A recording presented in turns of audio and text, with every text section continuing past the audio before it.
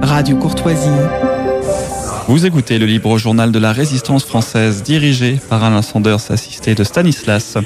Diffusé en direct sur Radio Courtoisie mercredi 15 mai 2019 de 18h à 21h et réalisé par Adrien. Voilà, on se retrouve pour la deuxième partie de l'émission qui va reposer beaucoup sur Stanislas, puisque c'est lui qui m'a fait découvrir un monsieur que je ne connaissais pas, qui s'appelle Alexandre Le Vionnois. Il m'a envoyé notamment une conférence chez les Francs-Mac, qui m'a intéressé, je dois dire. Et lui-même ne l'est pas, Franc-Mac, précisons-le. Ah ben non, mais c'est d'autant plus intéressant. C'est pas parce qu'ils n'étaient pas une tenue blanche, c'était une conférence. Alors, Stanislas, en même temps, m'a dit, vous allez voir, je ne sais pas si vous allez tout comprendre, vous n'êtes pas peut-être assez intelligent, c'est du lourd. Je lui ai dit, alors moi, je vais me contenter de temps en temps pour, quand ce sera trop pesant, trop fort, trop intelligent. Et quand on a traduit Ossian, Alain... Mais je vous laisse la main, vous allez nous présenter votre invité, parce que c'est un petit peu ça, mais l'auditeur est toujours prioritaire chez nous. Alors, je vous passe la main.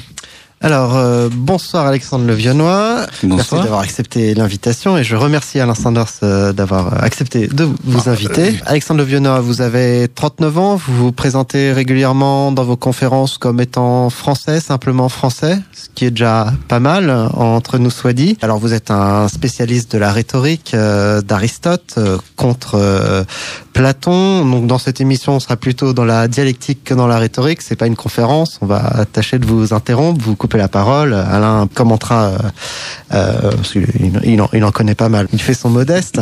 On a intitulé cette émission La libre pensée, la pensée droite. Ça aurait pu s'appeler La royauté, fille du réalisme philosophique. Donc, comme a dit Théophraste, il vaut mieux se fier à un cheval sans frein qu'à un discours sans méthode. Ça, c'est pour vous qui appréciez les chevaux, Alain. J'espère que cette émission sera... Surtout qu'un cheval sans frein peut s'arrêter. Généralement, un cheval qui s'emballe, c'est le cavalier qui a tiré sur le frein. Alors que si on laisse aller le frein du cheval, il s'arrête tout naturellement à un moment parce qu'il en a marre de courir. Et alors, Alexandre, vous allez nous sensibiliser à la pensée droite pour nous faire sortir de notre état d'esclave naturel. On y compte beaucoup. Alain et moi, nous sommes souvent dans la caverne et nous allons tâcher d'en sortir. Donc, on va situer Platon et Aristote. C'est un peu vraiment votre combat. C'est d'expliquer que Platon est un idéaliste. Aristote, c'est le réel. La pensée déviante, on pourrait dire la pensée gauche, la pensée sinistre, la pensée sénestre et la pensée droite. Pour les situer, Platon, c'est moins 428, moins 348. Aristote, moins 384, moins 322.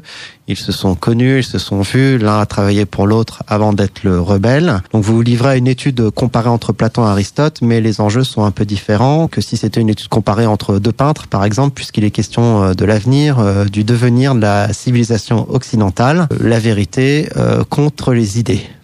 C'est assez bien résumé. Tout d'abord, merci beaucoup d'avoir spécifié, c'est vous qui le dites, que je suis spécialiste de la rhétorique. Moi, je me présente précisément simplement comme français parce que je ne veux avancer aucun spécialisme à mon propos. Effectivement, j'aborde la question philosophique à sa racine, car j'ai été tout simplement curieux de pourquoi les choses sont ce qu'elles sont, pourquoi est-ce que en France ça ne fonctionne plus.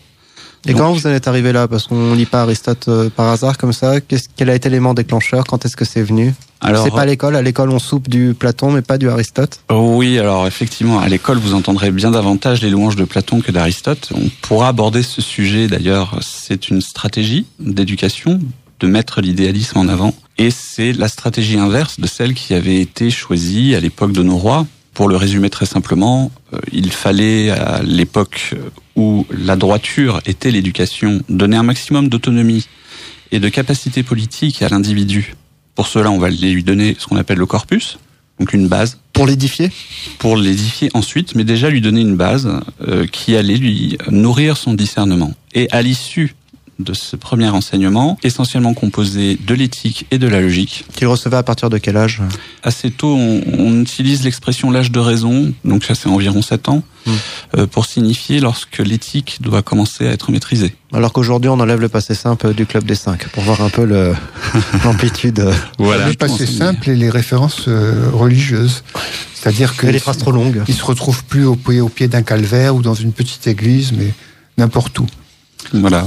Alors, effectivement, l'éthique ne va pas toute seule, on y rajoute aussi la logique, et en articulant ces deux disciplines, et en les appliquant à différents domaines, on va découvrir les autres disciplines, donc physique, métaphysique, rhétorique, politique, et c'est là que la pensée va construire une cohérence entre le comportement humain et les contraintes auxquelles s'applique, ça va plutôt être le domaine éthique, et le comportement en groupe, le fonctionnement qu'a l'homme d'être politique et doué de raison, de s'édifier, de devenir mature, et ça va être le domaine justement de la rhétorique, de la politique, métaphysique, etc.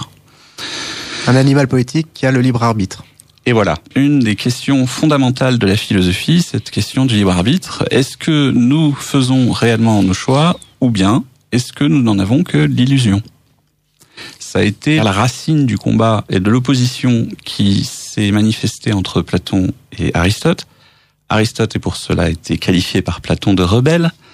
Plus tard encore, lorsqu'il faisait des lectures qui volontairement contrecarraient le maître, donc au sein même de l'académie, que Platon appelait la mère des philosophes, eh bien, il disait en contrepartie que Aristote était celui qui ruait dans le ventre de sa mère, tel un poulain. Et il y a cette connotation, en quelque sorte, de la part de l'idéalisme, de vouloir caractériser la philosophie d'Aristote de sauvage, de plus que critiquable par rapport à ces autres philosophes, les idéalistes, ceux qui sont beaucoup plus traitables, d'après les propos de Platon. Luther a même crié que Satan recommande l'étude d'Aristote. C'était une bonne manière de disqualifier. Alors, il faut comprendre pourquoi Luther dit ça, car Luther, lui, était puissamment platonicien, et d'ailleurs, beaucoup des dérives de la Réforme sont en fait des retours à cette philosophie déterministe. Comme une grosse partie de la philosophie allemande. Voilà, exactement. L'idéalisme allemand aussi tombe là-dedans. Donc on retrouve des notions telles que le déterminisme, à partir duquel on va dédouaner le législateur de toute responsabilité, et du coup, le légalisme, qui va s'imposer comme une évidence qui ne peut pas faillir. Et on va retrouver ça chez Rousseau et aussi chez Montesquieu, qui nous annoncent dans leurs propos que le législateur ne saurait mal faire, et ils vont combattre le jugement qu'on appelle l'arbitrage équitable, qui était l'apanage de la noblesse d'épée, qui donc s'est opposée à la noblesse de robe pendant la Révolution, et ils vont dénoncer l'épée qui va être accusée, l'épée qui va être critiquée de injuste, parce qu'elle n'est pas dans la rectitude légale, et qu'elle cherche plutôt l'équitable. Et ça, encore aujourd'hui, dans notre code civil, il est inscrit que le juge n'a pas le droit de rendre des jugements en équité. Et que le président de la République n'est pas responsable de ses actes. Et que le président de la République n'est pas responsable de ses actes. Donc on a encore ce platonisme qui est venu vraiment en retour petit à petit pendant la Renaissance, et qui s'est imposé après la Révolution, et tout le long du XVIIIe en force. Et donc c'était intéressant, lorsqu'on regarde les références qu'ont ces 2 derniers siècles, et les hommes illustres qu'elle espère élever à notre vue, eh bien, il devient intéressant de voir qu'avant la Révolution, tout est différent. L'ordre est différent, les valeurs sont différentes, la hiérarchie dans le droit, ce qu'on va appeler les sources du droit, elles sont aussi différentes. On est jusqu'aux Lumières, au moins. Voilà. Et les Lumières, en fait, sont cette escalade néoplatonicienne qui va faire revenir tous ces principes que l'on pourrait qualifier, du point de vue réaliste, de sophistiques, et qui pourrait encore aujourd'hui, c'est l'analyse sur laquelle je me penche dans le livre, être la cause de toutes les difficultés que nous rencontrons. Les malheurs, puisque la philosophie, c'est la recherche du bonheur. Alors, enfin, oui. Aimer la sagesse. Et puis le peu de résultats, c'est pas pour rien, si on a parlé d'amour platonique, c'est celui qui n'engendre pas. Voilà, qui n'engendre pas et qui se conçoit dans les idées, mais pas dans la réalité. Donc dans le stérile. De fait. Et alors en fait, il y a 2 démarches. La démarche de la pensée de Platon, elle est endogène. C'est une espèce de tourner vers soi-même. Voilà, déterminisme paradoxal, parce que Platon est très paradoxal. Enfin, oui. Il dit un peu tout et le contraire du tout, et c'est ça. Et il ne sait qu'une chose, c'est qu'il ne sait rien. Bon, c'est vrai que peut-être que la seule chose qu'il sait, c'est qu'il ne sait rien. Voilà. Et la pensée d'Aristote, elle est exogène. Je vous laisse répondre. Oui. Alexandre. Alors là, effectivement, il va falloir considérer la notion de vérité et voir que chez Platon, la vérité, elle est telle que je l'imagine. Tandis que chez Aristote, il ne faut surtout pas laisser notre imagination altérer notre discernement du réel. Donc à l'extérieur de cette perception, j'ai les sens qui me donnent des signes. Et Cicéron dira que les sens sont comme des fenêtres ouvertes sur le monde, et nous allons pouvoir y piocher de l'information. Cette considération des sens, Platon, lui, n'y est pas favorable. Il considère que la philosophie doit justement se couper, être en rupture avec les sens. Mais avec le monde réel. Avec les sens. Percevoir le monde réel par les sens. C'est vraiment cette notion d'usage des sens qu'il ne faut pas mettre de côté dans le réalisme, en ayant conscience qu'on peut être trompé par eux. Nos sens peuvent nous tromper, mais on ne peut pas non plus ne pas les considérer. C'est une erreur philosophique. Eh bien, chez Platon, on peut en faire abstraction, et si vous observez bien dans les Lumières, les grands penseurs, nous avons notre ami Descartes, qui dès le début, dans son discours sur la méthode, nous raconte qu'il veut faire abstraction de tout. Abstraction de ses expériences, de ses sens, de sa mémoire. Et il tombe en fait dans un nihilisme qui par là même est très platonicien, parce qu'il fait comme Platon le commande, à savoir regarder à l'intérieur de lui. Et ce faisant, eh bien, il applique la méthode platonicienne sous le couvert d'un livre qu'il appelle La méthode. Et c'est trompeur, c'est très trompeur, car il y a une méthode qui n'a rien à voir avec la méthode de Descartes, qui n'a absolument rien à voir avec les méthodes dites techniques. C'est vraiment une méthode philosophique qui va pouvoir être déployée dans tous les domaines, aussi bien les domaines poétiques que les domaines de l'action. Alors vous avez prononcé le mot de discernement. Et alors, ce qu'il faut comprendre, je crois, c'est que le discernement est avant la pensée. C'est-à-dire qu'il faut d'abord discerner le vrai du faux, le beau du laid, le juste de l'injuste, pour ensuite penser. La plupart des gens, aujourd'hui, pensent qu'il faut d'abord penser et qu'ensuite on peut discerner. Et alors c'est faux. Alors le discernement, c'est discretio en latin, c'est la distinction, donc la discrimination, la droiture et l'équité. Tous ces mots-là sont synonymes. C'est très mal vu aujourd'hui. Alors vous expliquez que les lois antidiscrimination sont des machines pour empêcher d'être heureux, puisque le but de la philosophie, c'est d'être heureux. Oui. Alors pour Platon, c'est de devenir des dieux. Non pas d'être heureux, mais de devenir des dieux, alors que pour Aristote, c'est le bonheur pour soi et pour sa communauté politique. Encore faut-il qu'il y ait une communauté politique qui s'assume. Saint Bernard, dans ses sermons, a écrit « discretio mater virtutum », c'est-à-dire on peut ne pas, si on a déjà un discernement, on est déjà en voie vers la pensée. Enfin, le discernement précède la pensée. Je pense que c'est important de développer un peu ça. Alors effectivement, il est important, nous dit Aristote, de ne pas dire ou affirmer les choses telles qu'on les pense avant de les avoir délibérées. La notion de délibération est omniprésente du réalisme et elle va dire que parler, se tromper et ensuite de s'excuser de s'être trompé, c'est simplement faire le témoignage d'un manquement et ce manquement doit être sanctionné. Pour éviter ce manquement, nous allons délibérer notre choix et éviter toutes les fautes qui sont évitables. On ne pourra pas toutes les éviter, car comme le dit Aristote, ici-bas, le monde est imparfait. Il n'y a ni perfection dans les corps, ni dans les âmes. Donc, c'est important de comprendre qu'ici-bas, la perfection ne pourra pas être atteinte. En revanche, nous devons tendre vers elle. Et c'est le devoir du philosophe de donner les outils à ceux qui ne le sont pas encore pour qu'ils parviennent à tendre vers cette perfection. En sachant bien que de l'atteindre ne nous appartient pas. Et dans les métaphysiques, il décrira celui qui détient cette perfection, c'est l'auteur de la nature, la cause première, principe d'existence de toute chose. Et donc pour bien percevoir, il faut observer, expérimenter, réitérer. Enfin, on est dans la science pure et dure, l'acquisition de la preuve, la démonstration. Plutôt, c'est cette philosophie qui va donner les bornes de la science. C'est-à-dire que, pour prendre l'exemple de l'astronomie, avant Aristote, il y avait très peu de travaux qui n'étaient pas liés à l'astrologie. Et c'est une science entre guillemets où finalement il y avait beaucoup d'interprétations qui trouvaient leur fondement dans des mythes, des légendes, des choses comme ça qui venaient nourrir un imaginaire qui n'était pas forcément conforme à la réalité. Avec Aristote, on va vraiment se pencher sur cette discipline, alors encore de façon imparfaite évidemment puisque c'est une jeunesse. On va se pencher sur cette discipline en les prenant pour des corps, des astres. Voilà. Déjà cette distinction entre l'observation des choses pour tirer des conclusions vraisemblables va se distinguer de ce qui se faisait avant, où finalement tout l'historique poétique venait interpréter la science, venait nourrir l'interprétation de la science. Aristote va vraiment devenir le père de la méthode à la fois des sciences matérielles, donc avec la physique, détermination des différentes causes, etc., mais aussi dans l'étude des phénomènes métaphysiques.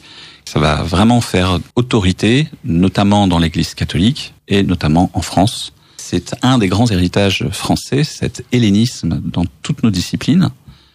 Le grand schisme va se passer avec la réforme de l'éducation, donc après la Révolution, où toutes les disciplines qui formaient le corpus de base de tous les élèves, qui en étaient instruits aussi bien dans les milieux aristocratiques, donc là avec une grande rigidité parce qu'ils en avaient le devoir, mais aussi dans les écoles paysannes, on envoyait des disciplines comme l'éthique et la logique, qui étaient puissamment enseignées, parfois même à des gens qui ne savaient pas écrire, parce que c'est un enseignement qui se transmet très bien à l'oral. C'est un enseignement des anciens. On le constate en vous écoutant. on peut très bien nourrir à l'oral les jeunes esprits, et c'est pour ça que tous ces enseignements éthiques et logiques, si on lit Quintilien, il nous recommande même de les donner aux élèves à l'enseignement dès qu'ils ont 5 ans, dans les discussions. C'était la belle époque. C'était la belle époque. Et la grande question éthique que l'on peut poser à un enfant de 5 ans, c'est « Penses-tu que c'est le meilleur choix ?» Il s'apprête à faire quelque chose, plutôt que de le gronder « Tu vas te tromper », juste l'arrêter et lui demander « Penses-tu que c'est le meilleur choix ?» Et délibérer avec lui de quel choix faut-il faire. C'est juste une question qui paraît très primaire, très basique, mais finalement qui est le début et en même temps la résolution de son action. Et le début du libre arbitre, le choix. Bon choix. Voilà, on rentre de façon dialectique sur le libre arbitre. Vous expliquez qu'Aristote, contrairement à tous les autres philosophes de son époque, va pour la première fois proposer une structure systématique de la pensée dans un ensemble complet et cohérent, pluridisciplinaire. Tout à fait. Donc on est dans la cyclopédie, en fait, qui s'oppose à l'encyclopédie. Les gens nous parlent d'encyclopédie, mais avant tout, il y avait la cyclopédie. Expliquez-nous la différence entre cyclopédie et encyclopédie. Alors, l'instruction cyclopédique, c'est celle qui, à l'origine, prend concrètement une dimension d'enseignement large et universelle avec l'érection des Alexandries, qui vont parsemer la côte méditerranéenne et l'Asie. C'est une sorte de rassemblement de savoirs utiles qui tous ont en commun d'être basés depuis l'observation et l'expérience. Donc il y avait pour la plupart des œuvres philosophiques, rhétoriques et politiques. C'était le gros du savoir présent à Alexandrie. Et il s'est opposé dans l'histoire à cette école, l'école de Pergame. Alors, la grande opposition est dans l'interprétation des textes.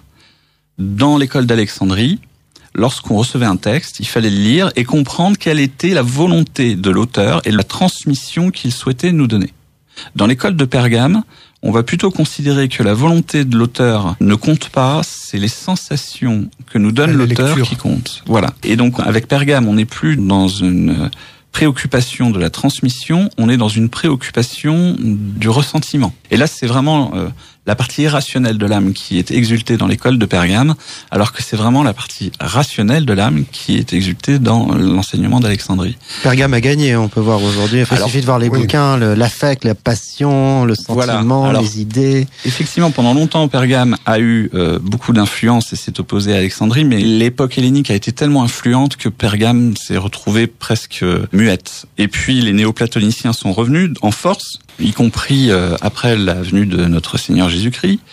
Et lorsque les réalistes en ont eu marre, ils ont demandé à l'autorité, qui en l'occurrence était l'Église, de faire un arbitrage entre ces philosophies. Alors la bibliothèque d'Alexandrie, qui s'est retrouvée opposée à la bibliothèque de Pergame, qui, après moult désaccords, a fini par lasser les réalistes, qui au IVe siècle obtiennent de l'Église que les écoles idéalistes néoplatoniciennes puissent être fermées. Et là, l'Église va faire un choix historique, mais qui va être finalement plutôt symbolique, parce que l'idéalisme va rester rampant, à faire des résurgences dans certains domaines, des domaines où il est encore légitime, à savoir le domaine de la contemplation, et puis tous les domaines poétiques où finalement partir, pour reprendre l'expression de Platon, dans des délires est tout à fait louable en poétique. Que l'on soit en train de faire une poétique à travers une peinture, une sculpture, ou même un clip, ou un film, une série, toutes ces choses-là évoquent des poétiques, et finalement... C'est le monde des idées. Voilà, délirer là-dedans, c'est une très bonne chose. Et parce que ça va nous permettre d'emmener le spectateur et de l'évader ailleurs. Voilà, et c'est précisément le rôle de la poétique. Et en faisant cela, les idées ont précisément leur place. Et c'est précisément là qu'elles deviennent pertinentes. A contrario, elles sont inutiles pour l'action, elles sont même néfastes dès qu'on aborde la politique. On pense tout de suite au rêver ensemble, réenchanter l'Europe, rêver la France. Penser printemps. Renaissance pour l'Europe. Toutes les métaphores pour envisager une pensée qui aurait finalement son mot à dire dans le cadre du combat des idées, cette fameuse expression. Déjà, si vous entendez quelqu'un utiliser cette expression, vous savez déjà que c'est un idéaliste. Voilà. C'est automatique. Le réalisme est effectivement une philosophie exclusive. C'est-à-dire que dès que certains paradigmes, principes ou règles identifiées sont écartés du raisonnement, écartés de la diction de celui qui parle, les oreilles instruites l'entendent immédiatement. Elles n'ont pas besoin d'y réfléchir. L'erreur est identifiée aussi facilement que celui qui a l'oreille pour entendre une note qui sonne faux. Et on appelle cela d'ailleurs aussi bien en philosophie qu'en musique, avoir l'oreille. C'est une expression vieille qui remonte déjà au temps d'Aristote, qui sera beaucoup employée par Quintilien, mais qui peut nous aider à comprendre ce que le Christ veut dire quand il dit que je m'adresse à ceux qui ont des oreilles pour entendre. Ceux qui savent entendre. Voilà.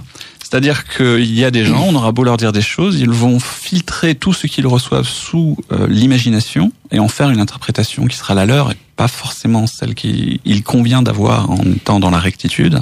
Et au contraire, il y a ceux qui vont s'appliquer à comprendre ce qu'on appelle l'interprétation de bonne foi. La philosophie, c'est la base de l'action. Souvent, les gens pensent que les philosophes, c'est des vieux sages sur leur montagne qui réfléchissent. Non, la philosophie, c'est l'action. Le réalisme, ça se pratique.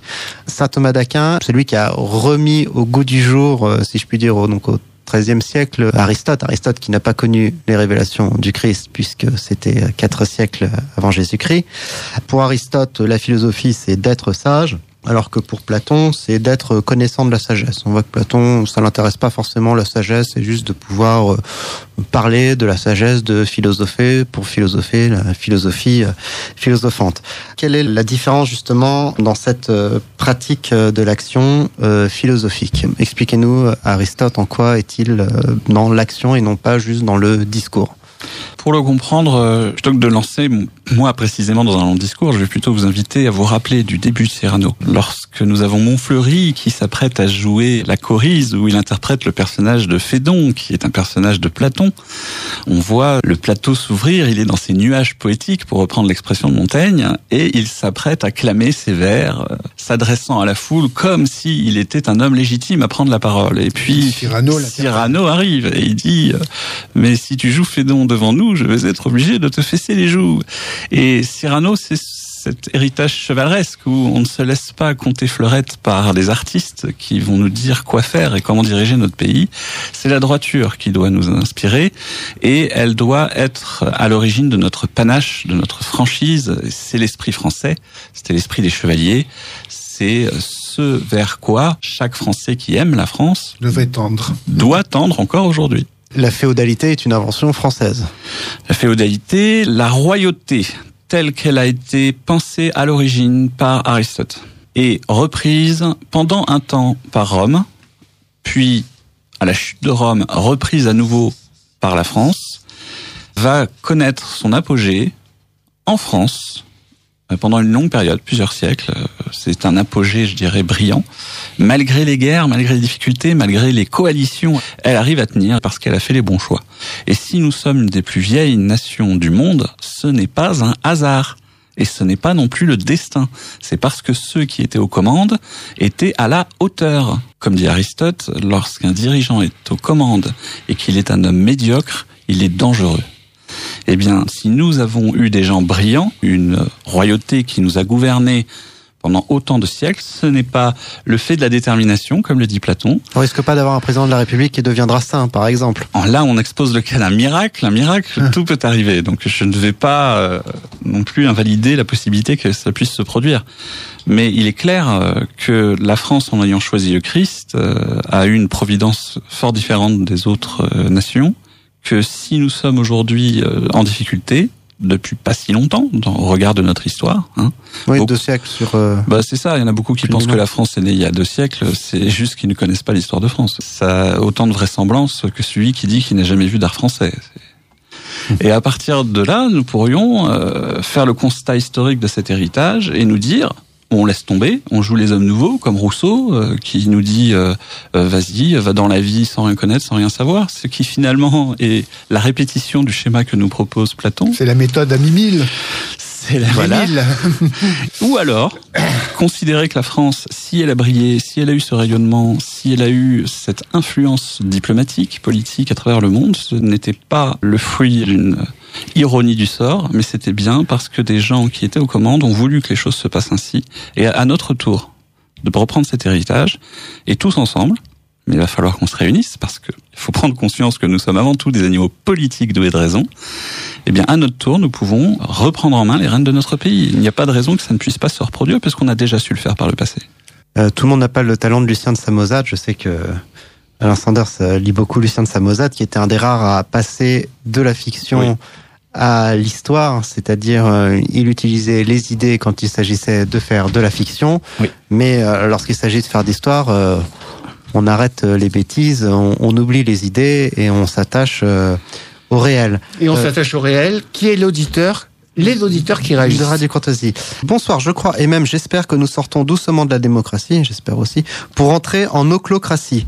Un signe en oclocratie. Je sais pas ce que ça veut dire. OCHLO. Qu'est-ce que c'est que l'oclocratie ? L'oclocratie, c'est la forme extrême de la démocratie où les peuples ne parlent même plus la même langue. Enfin, c'est vraiment le... C'est Babel.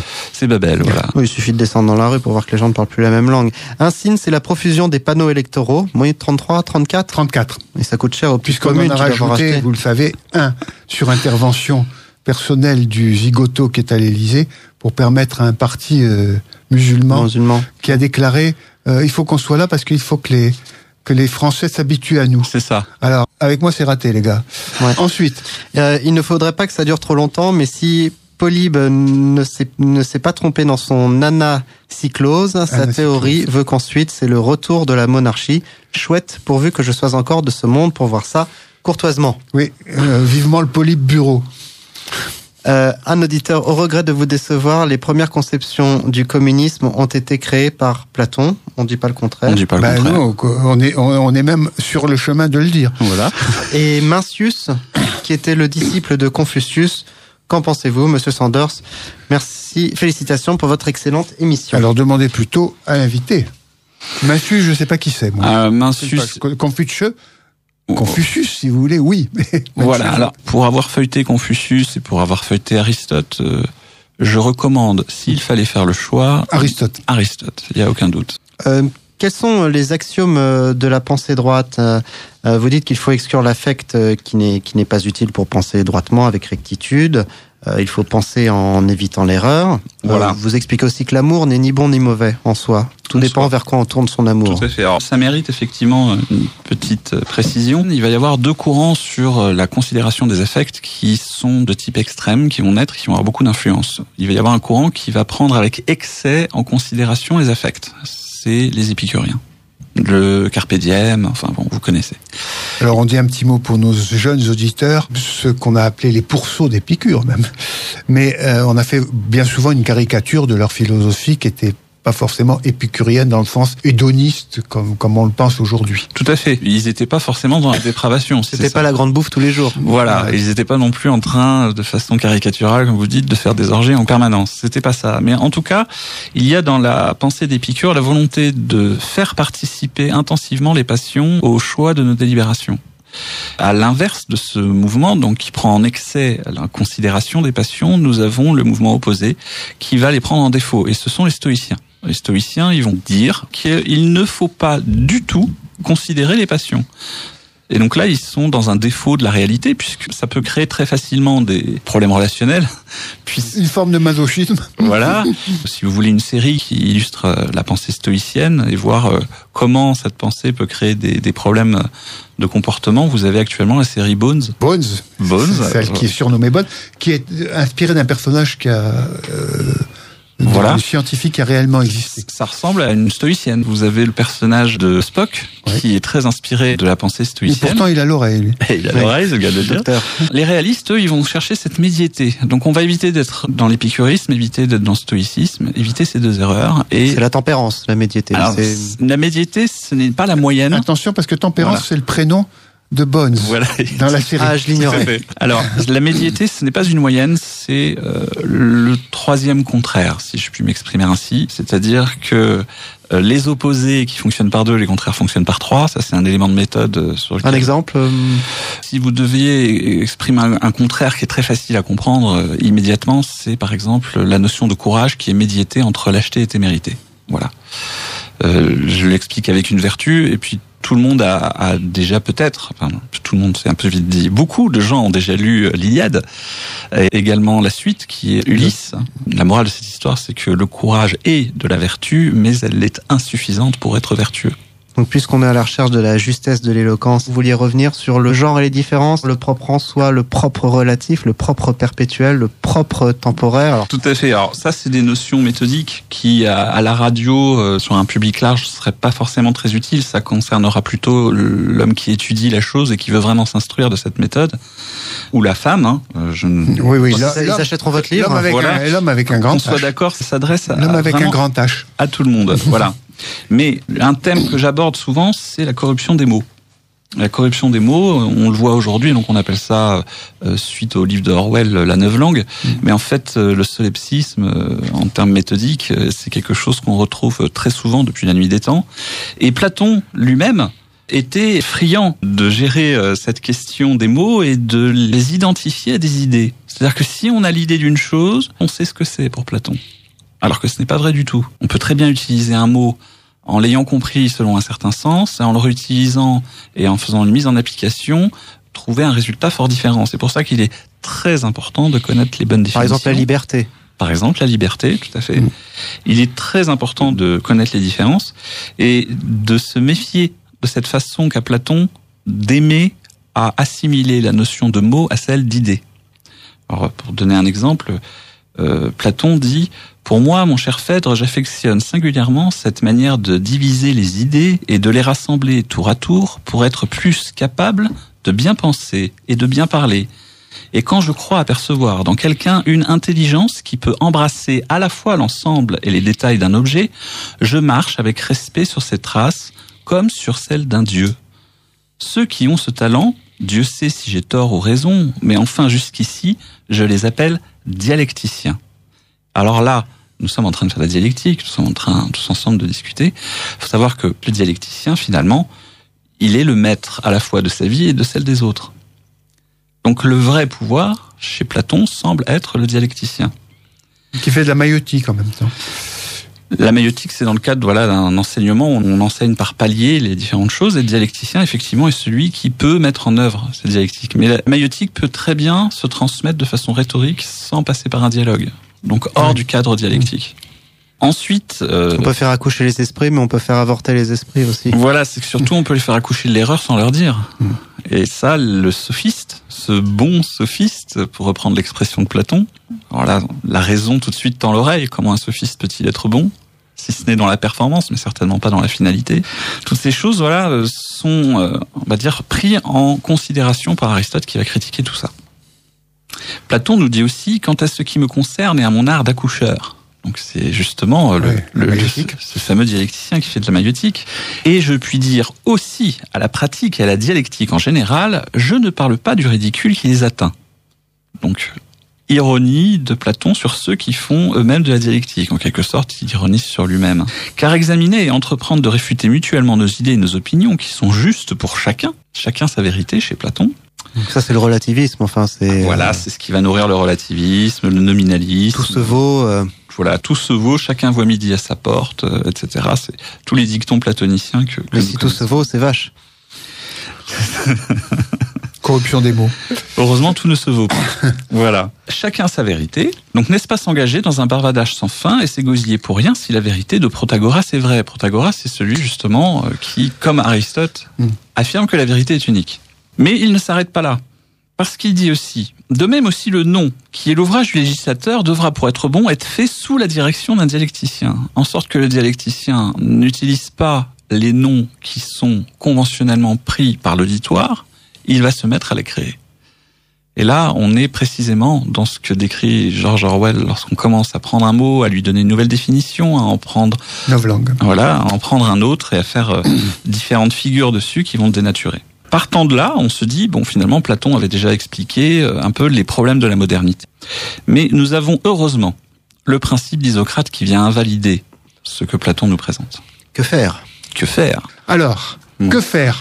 Et oui, que faire lorsque nous avons les mots qui sont autant attaqués, lorsqu'on a les notions qui sont autant déformées ? Est-ce que nous pouvons laisser faire les choses ou est-ce que nous pouvons les reprendre en main ? Alors évidemment, Isocrate invalide toutes les propositions de Platon. Il explique que le chef ne doit surtout pas se soumettre à un autre, comme Platon le préconise avec son bon dialecticien. Il est responsable de ses actes et de ses agents, donc il doit lui-même, plus que les autres, s'instruire du discernement. Isocrate, c'est le véritable maître d'Aristote. Alors, ça, sur Wikipédia, on nous fait croire que c'est Platon, mais... C'est ça. Mais Wikipédia... Ouais, faut pas tout lire. Mais effectivement, le véritable professeur d'Aristote, ce fut Isocrate, et il fréquenta l'Académie de Platon. Mais en aucun cas, on ne peut considérer que Aristote est disciple de Platon. C'est une erreur qui, depuis le XVIIIe siècle, est souvent répandue. Volontairement, puisque le but, c'est quand même que l'idéalisme domine. Oui, voilà.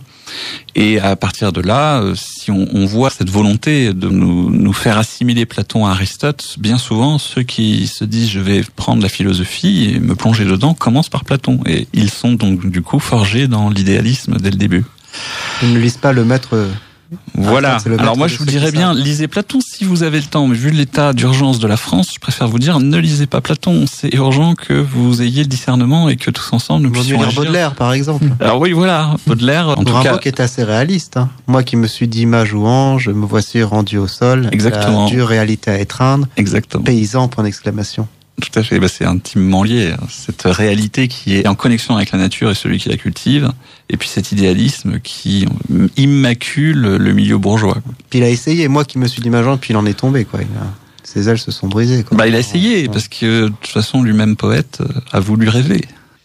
Et donc, que faire ? Ce principe d'Isocrate qui invalide les préconisations de Platon, qui recommande un dialecticien, va être discuté déjà donc au temps d'Aristote, mais plus encore à la Renaissance, puisqu'à la Renaissance, c'est le moment où tout se discute. C'est très intéressant à comprendre, cette Renaissance comme une période où finalement le réalisme va rentrer dans les arts poétiques. On va voir par exemple la perspective rentrer dans la peinture.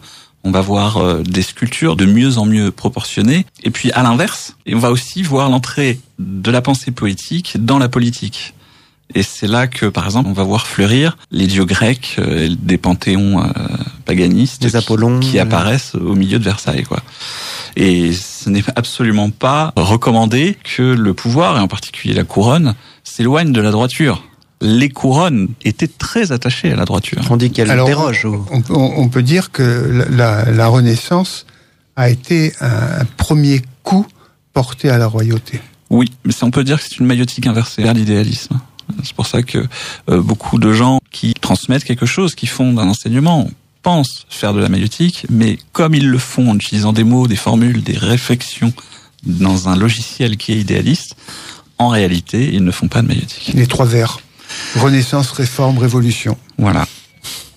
Alors, du coup, cette réponse que nous fait Machiavel sur la pensée de Platon devrait nous interpeller et rester en mémoire. Et pour qu'on ne l'oublie pas, je vais vous la citer. Il nous dit « C'est une règle générale et qui ne trompe jamais, qu'un prince qui n'a point sage par lui-même ne peut pas être bien conseillé. À moins que le hasard ne l'ait mis entièrement entre les mains de quelque homme très habile, ce fameux dialecticien idéaliste, qui seul le maîtrise et le gouverne, c'est-à-dire que ce n'est plus le roi qui gouverne, c'est son dialecticien qui a pris le pouvoir. Auquel cas, du reste, il peut, à la vérité, être bien conduit, mais pour peu de temps, car le conducteur ne tardera pas à s'emparer du pouvoir. » Voilà ce que dit Machiavel sur ce bon dialecticien que nous recommande Platon. Les auditeurs. De Radio Courtoisie. Alors, messieurs, étant donné que le mot affect est un mot... Alors en plus il dit états-unien. Non, affect c'est un mot. Oui, non, mais alors là déjà moi j'aime pas Non, mais surtout que c'est pas du tout. On utilise les mots quand on maîtrise sa langue, on n'a pas peur des autres. On est dans langues. Le grec, non, dans l'affect. Alors l'affect en plus c'est pas un mot américain. Non, mais on démarre. Bon, allez-y quand même. Pourriez-vous nous dire quel sens vous lui avez attribué ? Vous répondez, Alexandre ? Toute la partie rationnelle, en incluant les passions, les sentiments, l'imagination poétique. Tout cela nourrit l'affect. et altèrent notre jugement, comme il est dit dans l'imitation de Jésus-Christ, lorsqu'on ne sait pas les contenir. Alors on est tombé sur un auditeur qui aime pas spécialement les choses américaines, mais le problème c'est que ça vient pas de l'Amérique. Le mot, il n'est pas question de Coca-Cola. Le mot paradigme, lui, est français, mais dans notre langue, il désigne un exemple grammatical. Il n'est pas français. Pas forcément. Il est devenu français, mais il n'est pas d'origine française. On peut utiliser axiome s'il préfère. Le mot réel, qualitatif, substitué au substantif réalité, est un américanisme inutile. Alors là, c'est un pléonasme. Non, le réel, c'est pas un mot. Non, le réel, c'est un mot français, quoi. Enfin. Moi, ça me désole. Mais enfin bon, allez. Thomas d'Aquin parle du réel. Je crois qu'il a jamais mis les pieds aux États-Unis. Paolo Majora Canamus. Qui veut dire, traduisez, Alain, pour les. Parlons de choses un peu plus élevées. Bon, alors on continue.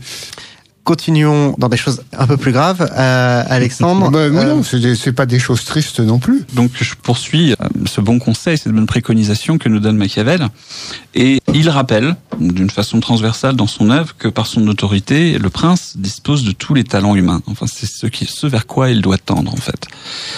Et cette recommandation ne vient pas de Machiavel. Déjà, avec Cinésius de Cyrène, le roi doit se lever, subir toutes les peines, s'interdire le sommeil tant que l'iniquité règne sur son royaume. Donc on a déjà le portrait de la couronne qui a été fait. On peut voyager ainsi dans l'histoire aussi avec Aristote, qui dans la politique nous dit que le roi, en tant qu'il est chef suprême, qui ne peut être arrêté, doit plus que les autres être source de la vertu pour servir d'exemple à tous ces généraux et à tous ces sujets qui vont prendre ce modèle. Et c'est exactement de cette façon que va naître l'ensemble de ceux qui sont de façon individuelle et chacun des hommes meilleurs que les autres parce qu'ils ont fini leur instruction et qu'ils la mettent en pratique. Et ils vont plus tard devenir les chevaliers. Les chevaliers. Voilà. Puisque vous parlez du pouvoir, certains pensent aujourd'hui, et ça c'est la version platonicienne, que le pouvoir corrompt les hommes, absolument. Or, c'est faux. Aristote explique que seulement les hommes corrompus profitent du pouvoir, mais le pouvoir n'est pas une source de corruption en soi. On a l'exemple de Tacite qui parle de Vespasien et qui explique que Vespasien a pu améliorer son âme au contact du pouvoir. Donc c'est possible, c'est difficile, mais c'est possible. C'est possible. Et un autre exemple qu'on ne connaît pas beaucoup, mais qui devrait être connu, je pense, pour tous ceux qui s'intéressent à la question politique, c'est l'exemple d'Agricola. Agricola est un homme qui s'est fixé comme objectif de bien régner. Voilà. On va dire c'est louable, c'est bien, mais il s'est retrouvé en prenant cette décision devant énormément de difficultés parce que toute la corruption était face à lui. Et la corruption voulait bien de à peu près n'importe quel chef, sauf un chef vertueux. Et donc Agricola. Ça me rappelle quelque chose. Et donc Agricola, en ayant pris cette décision, finalement, enfin c'est comme ça que Tacite le commente, il a pris la décision qui allait le mener à sa perte. En ayant choisi de tout faire pour ne pas faire tomber ses sujets dans le malheur, lui-même va se l'imposer et sauver pendant sa gouvernance, le bonheur qui pouvait être préservé.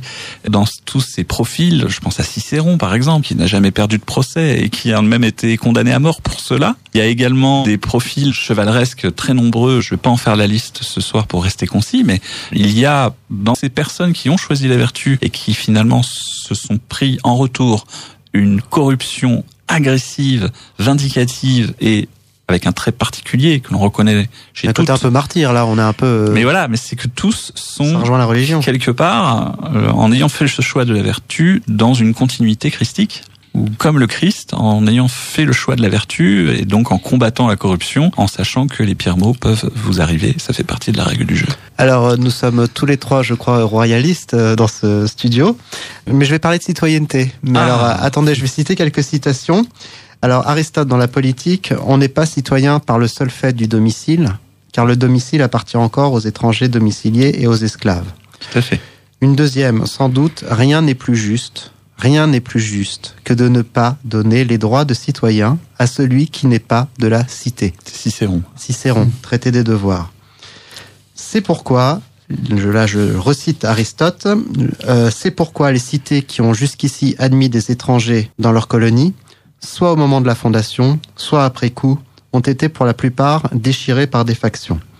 Une dernière de Cicéron, traité de la République, les étrangers apportent leurs mœurs en même temps que leurs marchandises. À la longue, toutes les institutions nationales sont attaquées. Aucune n'échappe. À vous la parole, Alexandre. Oui, juste un petit commentaire avant. Je pense que les auditeurs qui écoutent ça disent c'est désespérant. parce que tout est dit. Tout est dit. Il n'y a pas besoin d'aller plus loin. Il y a 2300 ans. Il y a 2300 ans. Rome n'est plus dans Rome. Vous faites plus d'enfants. Vos fils ne vont plus à la guerre. Vous la faites faire par des mercenaires. Vous donnez la citoyenneté à des étrangers. Vous admirez leurs mœurs. Vous trouvez ça épatant, exotique, mainstream. Tout ce qu'on peut dire aujourd'hui. Et pourtant. Alors, est-ce qu'on peut espérer quand même? On a l'armée européenne, la BCE, Frontex, CJCE. Voilà, enfin, la France n'est plus, quoi. Voilà. Alors effectivement, lorsqu'on observe tous ces enseignements et qu'on regarde ce que nos dirigeants en ont fait, on se demande s'ils ont déjà lu ces auteurs, s'ils ont donc déjà fait véritablement de la philosophie, et si c'est le cas, pourquoi ont-ils choisi de faire exactement l'inverse de ce qui est préconisé par les plus illustres des auteurs? Ce qu'on fait, il faut le dire, à la décharge publique, si j'ose dire, à la décharge de nos princes défaillants, les Romains l'ont fait aussi, parce qu'ils sont avertis. Et ça n'empêche pas la chute de l'Empire romain. Tout à fait. Mais on va mettre un bémol tout de même, parce que la transformation de la République de Rome, elle a connu 3 grandes étapes. J'invite sur cette question à les traiter très séparément, donc je vais éviter de le faire ce soir. Il y a Monseigneur Gaume qui a écrit un livre sur les 3 Roms que je vous recommande. C'est très éclairant sur cette question. Il y a, en revanche, pour le cas de la Révolution française, un cas très particulier qu'il faut considérer, qui a été évoqué de façon très intelligente et fine par le baron Hervé Pinoteau dans son livre « Le chaos français et ses signes », où au premier chapitre, qu'il appelle non pas la Révolution française, mais la Révolution royale, on apprend que, en ramenant la noblesse qui était répartie sur le territoire, en la neutralisant à Versailles, toute cette aristocratie qui était l'incarnation de façon locale sur les domaines de l'autorité du roi était neutralisée. Et on est passé d'un régime royal qui comporte une part monarchique, une part aristocratique et qui s'occupe de la politéia, donc les sujets de France. Eh bien, l'aristocratie va disparaître. Et on ne sera plus en royauté, on sera en monarchie, justement. Donc, avec cette aristocratie qui disparaît, le roi s'affaiblit considérablement. Là-dessus, il va y avoir d'autres décisions, plus des conflits armés, plus un brigandage dans le pays, plus des difficultés qui vont suivre par la suite, notamment peu avant la Révolution. Il va y avoir des problèmes climatiques, des sécheresses, des grêles, terribles, puis, voilà. Plus où le vin gelait sur la table du roi. Tout à fait. Plus la spéculation sur le prix du grain, on va additionner toutes les causes. Les fermiers. Voilà, c'est-à-dire que en ayant fait ça, les mesures de précaution, les mesures préventives que pouvaient prendre les chevaliers sur les domaines et que ne pouvait pas prendre le roi qui était à Versailles et qui ne voyait pas forcément tout ce qui se passait sur son domaine, eh bien, en faisant ça, il a considérablement affaibli l'autorité de la couronne. Donc ce n'est pas du tout la même révolution qu'a eu lieu à Rome ou qu'a eu lieu en France. Elle a certes un point commun, c'est l'arrivée à la politique du néoplatonisme et que les idéologues vont prendre le pouvoir et la noblesse de Rome va faire sa révolution contre la noblesse d'épée. C'est exactement ce qui s'est passé à Rome. Comme dit Tacite, lorsque les Romains se sont lassés de la royauté, ils ont voulu des lois. Et puis, un peu plus tard, il dit, mais plus l'État avait de lois, plus il était corrompu. Et donc, il y a un lien direct entre cette errance qui consiste à écarter la couronne, croyant que c'est un régime suranné dans lequel nous n'allons pas retourner. En fait, le régime suranné, c'est la démocratie. La démocratie athénienne qui a déjà fait les preuves de son échec. La réponse fut la royauté, Alexandre le Grand. En France, lorsqu'il y a eu la chute de Rome, à nouveau, la réponse pour sauver la France fut la royauté. Et aujourd'hui, on repasse une parenthèse platonicienne. Lorsqu'elle va se refermer, la solution sera à nouveau la royauté. Non pas la monarchie. Oui, la royauté. La royauté. Bien sûr. Voilà. Donc au triangle, liberté, égalité, fraternité, on peut opposer les chevrons de la droiture, de la vérité et de la politeia. Le chevron d'ailleurs qui est une figure héraldique, le triangle un peu moins, on voit déjà la différence entre les Tout à fait. Les politiques. Le chevron est héraldique et le triangle est symbolique. Parce qu'en fait finalement le triangle liberté, égalité, fraternité ou la mort pour ceux qui ne veulent pas s'y soumettre, c'est le règne des tyrans libres, donc c'est le légalisme et le verrouillage. Il y a 10 verrous, on ne va pas les aborder ce soir, non. Mais pour ceux qui liront votre livre, ils pourront l'avoir. Et il y a le règne des vertueux, c'est l'arbitrage et l'édification. Je pense à une citation attribuée à Michel Lepelletier de Saint-Fargeau par Adolphe Vatine. « Représentons le peuple si nous ne voulons pas qu'il se représente lui-même ».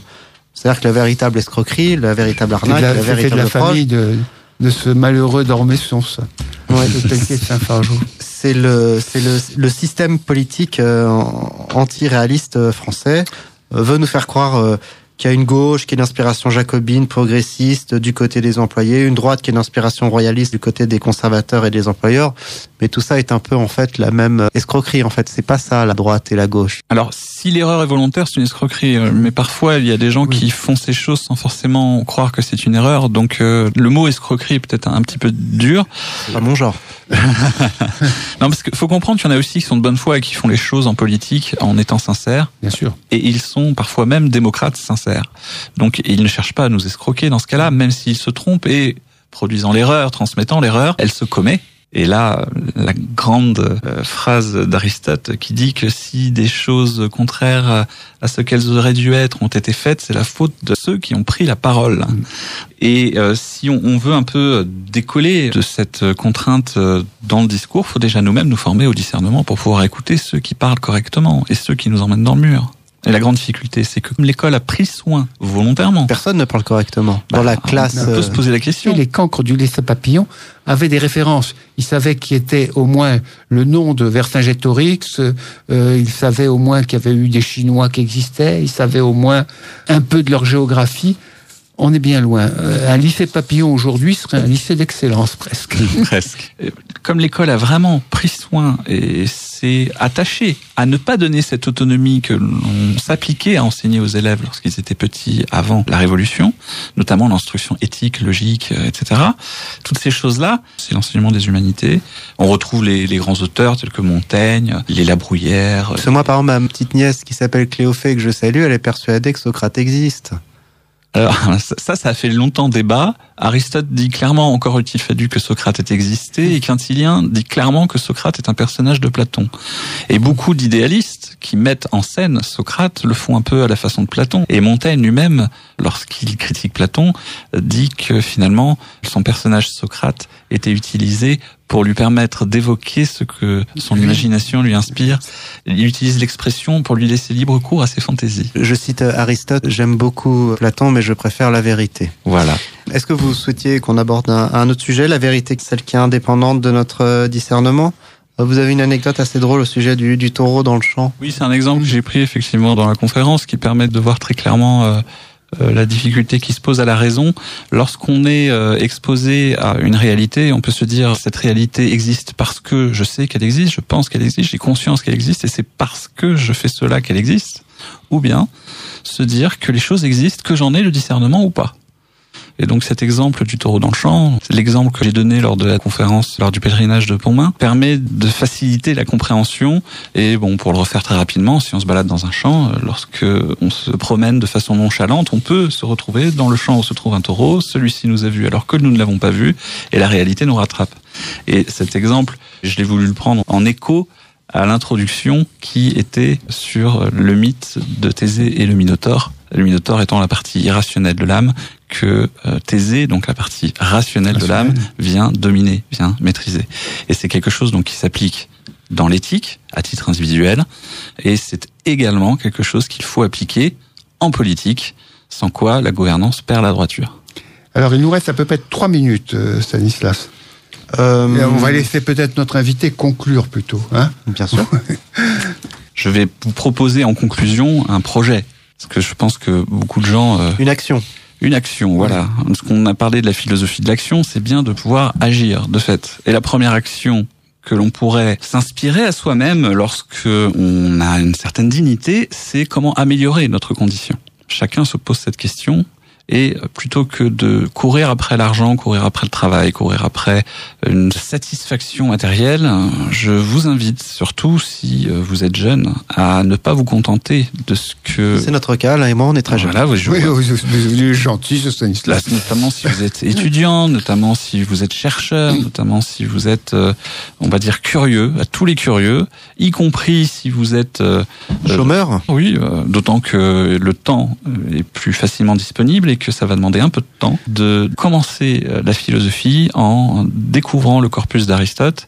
Alors, j'insiste beaucoup sur Aristote parce que c'est la façon que j'ai d'introduire les problématiques que je vais explorer dans le livre, mais il y a beaucoup d'autres auteurs à découvrir après. Et découvrir Aristote, c'est se donner les bases philosophiques pour comprendre avec précision dans quel sens les auteurs qui vont lui succéder s'expriment. C'est très important parce que si vous lisez, par exemple, Barthélemy de la Fémasse, si vous lisez même des hommes d'église comme saint Thomas d'Aquin, saint Bernard, même si vous lisez les prêtres ou Fides et Ratio, comprendre pourquoi il dit... La foi et la raison. La foi et la raison.